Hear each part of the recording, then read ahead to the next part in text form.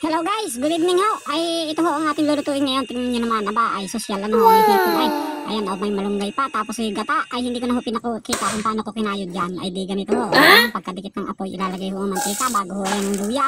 Tapos yung bawang, ang sibuyas at hahaluin ho ng pasosyal. Ay sosyal ang lulutuin ay bago ilagay ho ang hipon. Tapos ho hahaluin ulit. Tapos ho ay ilalagay natin ang gata. Tapos ho pagkalagay ng gata, paminta naman. Pagkatapos po ng paminta ay magpipiga muna tayo ng kalamansi. Gawa ho ng ayan ho lang ho ay kuan, hindi ko gagamitan ng suka. Kaw, kasosyal ano ho. Tapos pagkatapos ipiga ay ilalagay na ho din ay kaw, kapula na. Ayan, ala, ay may patis pa. Ayan ho ang paalat ko ay hindi ho asin. Oh, wala steak. Tapos may asukal bago ho ilalagay rin isang katerbang malunggay. Tapos pasosyal na halo. Pagkatapos ho niyan ay di tatakluban lang ng kaunti, maluto lang yung malunggay. Kaw, yan ang apoy. Oh, dapat ganyan lang ano ho. Tapos ipapatay na. Pagkapatay ho niyang apoy ay di ganyan na. Oh, wala steak ay lapot ay.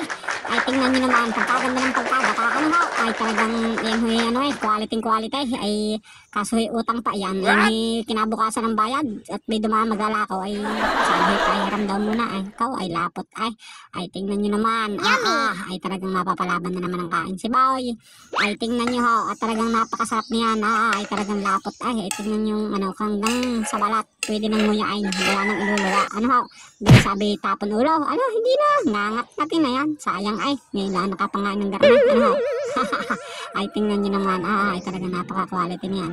Ganyan lang ang inyong gagawin sa malunggay pagka kayo nagluto at talagang quality ho. Ay paano ho?